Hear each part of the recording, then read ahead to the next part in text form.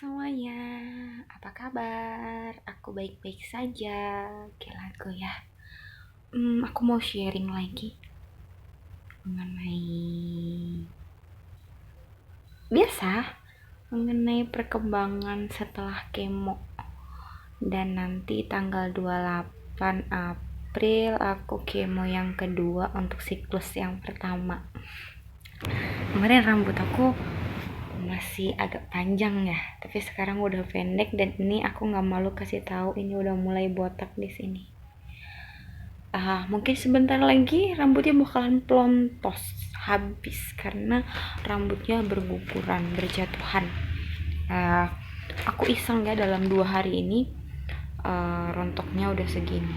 Ini baru 2 hari ya.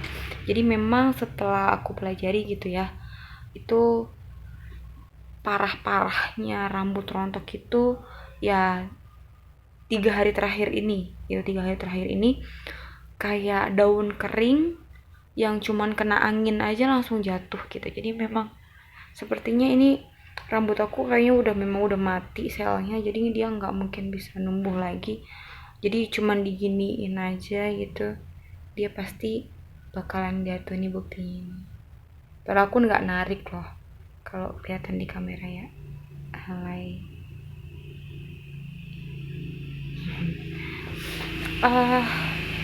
Bener sih ternyata kalau kita kena kanker gitu ya, secara fisik, secara psikologis tuh bener-bener terganggu.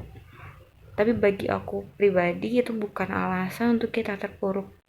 Kalau ditanya nangis nggak sih? Sedih nggak sih? Sedih banget gitu. Kayaknya hampir tiap malam kayaknya pengen nangis gitu. Kenapa sih Tuhan?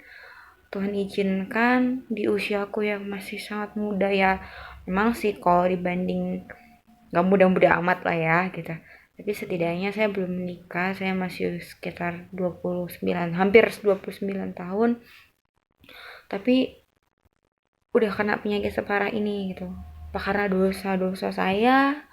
Apa karena apa, saya nggak tahu ya, mungkin karena pola hidup yang salah saya di masa yang lalu, saya juga nggak paham itu. Tapi intinya tetap semangat, tetap semangat, dan percaya Tuhan tuh punya rencana yang indah ya. Itu yang aku imani gitu. Kalau mau lihat nih udah parah banget ini mah, udah nggak apa ya, jadi psikologisnya mungkin aku sih ngerasanya rasa kepercayaan diri mungkin menurun gitu. Tapi gak boleh, dalam hatiku saat ini kayak ada peperangan yang luar biasa gitu. Dan aku gak boleh kalah. Aku gak boleh kalah sama bisik-bisikan untuk menyerah. Aku harus tetap fighting apapun yang terjadi gitu. Tetap percaya Tuhan punya rencana yang indah.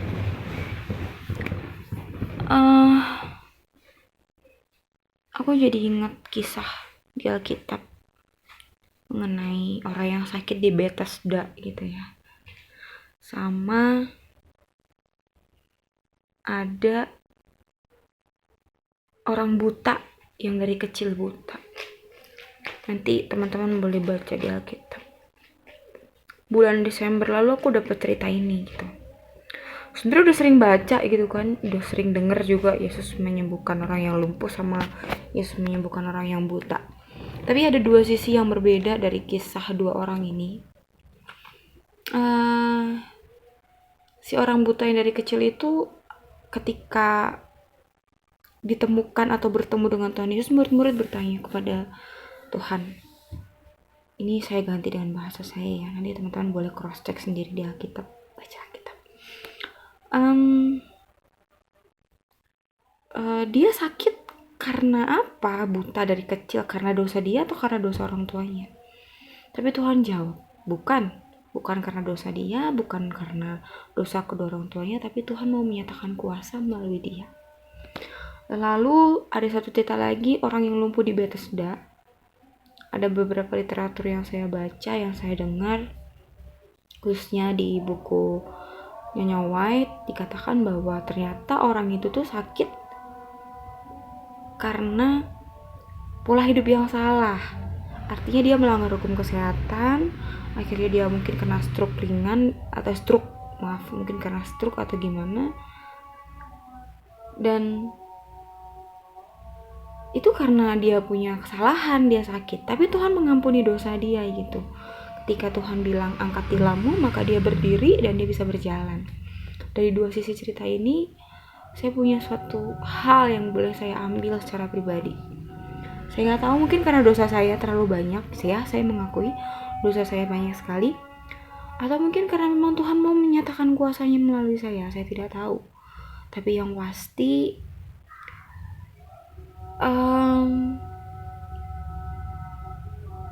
saya nggak tahu apa yang ada di depan nanti. Yang saya tahu adalah sekarang yang saya jalani. Hidup saya sudah cukup sangat berwarna. Saya bukan orang kaya memang, tapi saya merasakan banyak hal yang indah dalam hidup saya. Saya merasakan suka duka, berjuang untuk boleh saya mencapai apa yang saya harapkan, mencapai cita-cita saya. Saya bisa kuliah, bekerja sambil kuliah. Saya bisa memiliki pekerjaan yang layak. Siapa saya? Kalau melihat bagaimana keadaan ekonomi bapak sama ibu saya, it's impossible to me untuk bisa kuliah, bisa merasakan gimana seperti orang-orang yang lain menempuh pendidikan di perguruan tinggi. Itu satu kebanggaan pribadi loh buat saya. Saya bekerja walaupun saya cuma seorang guru honorer, tapi itu luar biasa. Hal yang gak pernah mungkin saya pungkiri, itu hal yang paling saya syukuri. Saya belum menikah, dan saya ketika menikah saya tidak punya anak. Itu membuat saya sangat sakit. Menerima kenyataan itu membuat saya sangat sakit. Tetapi saya tidak boleh lupa bahwa mungkin kalau Tuhan izinkan nanti saya sembuh, di luar sana banyak anak-anak yang membutuhkan kasih sayang saya. Tapi saya nggak tahu. Saya benar-benar tidak tahu apa yang ada di depan mata saya. Saya tidak tahu apa yang akan terjadi nanti dalam hidup saya. Hari ini saya cuma bisa berdoa, Tuhan, saya nggak tahu apa yang terjadi besok. Saya takut, Tuhan. Saya mau Tuhan menangkan saya. Saya tahu Tuhan itu adalah Allah yang setia dan adil. Tuhan tolong saya. Kalau Tuhan masih inginkan saya hidup, kalau Tuhan masih izinkan saya hidup panjang, punya umur yang panjang, Tuhan tahu apa yang harus saya lakukan. Tolong tunjukkan kepada saya. Beri saya kekuatan, beri saya pengharapan, berikan saya hikmat, kebijaksanaan, kesabaran untuk ikhlas menerima keadaan diri saya saat ini. Gak mudah loh berada di dalam titik ini. Saya sadari betul, saya lalai beberapa saat yang lalu. Saya bangga dengan rambut panjang saya yang begitu indah sebelumnya. Saya bangga dengan perawakan saya.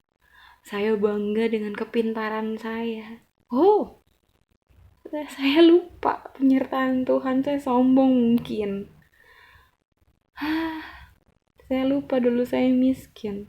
Tapi saat saya bisa menempuh pendidikan yang tinggi, saya bisa S1, saya bisa S2, saya jadi guru, saya punya prinsip hidup, saya mandiri, saya tidak bergantung sama kedua orang tua saya, keluarga saya tidak ada yang mensupport finansial saya, tapi saya mampu berdiri. Sebenarnya Tuhan yang memampukan saya. Mungkin pernah saya punya kesombongan, dan Tuhan mau angkat kesombongan itu. Pada akhirnya apa? Keindahan rambut saya benar-benar sangat bangga dulu dengan rambut saya, karena dulu rambut saya itu panjang terurai. Tapi akhirnya Tuhan menyadarkan saya itu cuma sementara. Tuhan ambil. Look at this now. Habis. Tuhan yang punya hidup. Tuhan yang punya hak sepenuhnya atas hidup saya. Saya cuma mau minta sama Tuhan. Tuhan pelihara saya. Posisi saya sekarang di Bandung. Sekarang di Indonesia lagi sibuk corona. Kedua orang tua saya, keluarga saya ada di Klaten, Jawa Tengah. mereka nggak bisa nemenin saya dan saya tinggal sendirian ngekos di kota sebesar ini dengan kondisi saya terkena kanker, saya harus kemoterapi sendirian.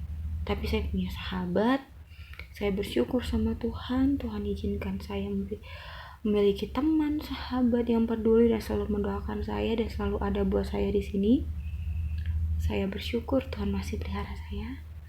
Saya bersyukur Tuhan masih izinkan saya dengan mulut saya ini menyaksikan Tuhan baik sama saya.